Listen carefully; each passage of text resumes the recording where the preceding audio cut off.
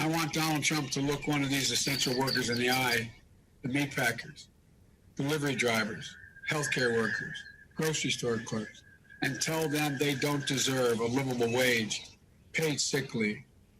This is all about, as my dad would say, you see, Joey, a job's about a lot more than a paycheck. It's about your dignity. It's about being treated with respect.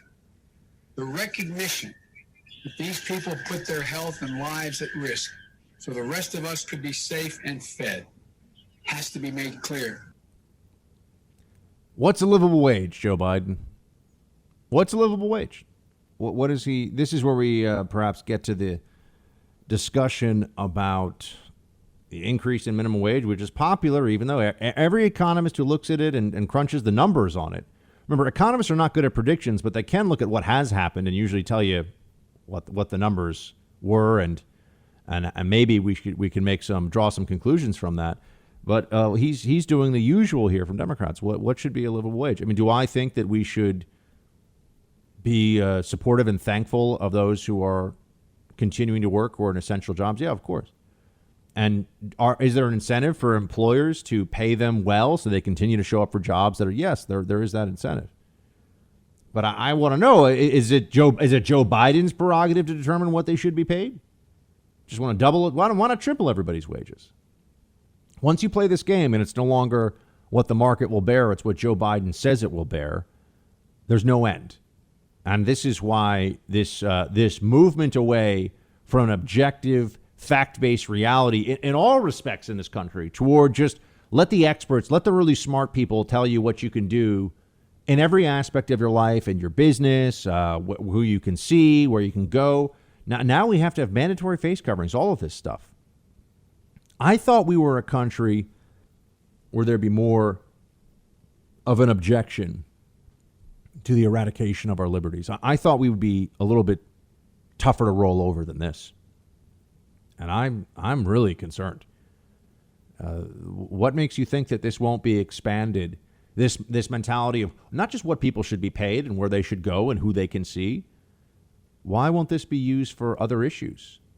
A governor can just claim, there were some of us who would say, oh, when you have a Democrat administration now, they'll claim that president, whether it's a President Biden or whomever else comes after him, they can claim that we're in an extreme situation. They'll claim a national emergency on a gun control issue, for example, and just start seizing guns.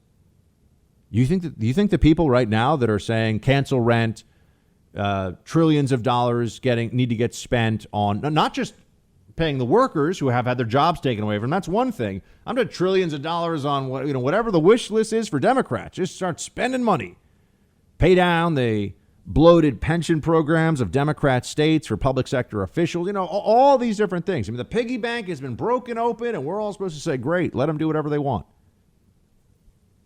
And all of this is happening, and we should have less faith than ever in experts to rule over us proles, as us peasants, wisely and justly and fairly, and instead we're getting pushed more and more in the other direction. And I'm just sitting here trying to warn about what's going to happen. Think of the rhetoric used on climate change, which I know for some of you, your eyes roll back in your head. Oh my God, climate change. It's so, no, they've already told us that this is a template. In fact, if we want to defeat climate change, you know what we have to do? Exactly what our economy is doing right now, which is a whole lot of nothing except suffer and don't do anything. But that will save the planet. And there are people who believe this, powerful people. There are international interests. There are media conglomerates. There are billionaires who are devoted to this idea that the only way we can save the planet, the only way we can really prevent the warming, they claim, is to bring CO2 levels down to where they are now as we are shutting down our economy because of COVID-19. You don't think they're going to try for something like this again? Or that they will at least use this as the template for further statewide power grabs? Just declare a climate emergency.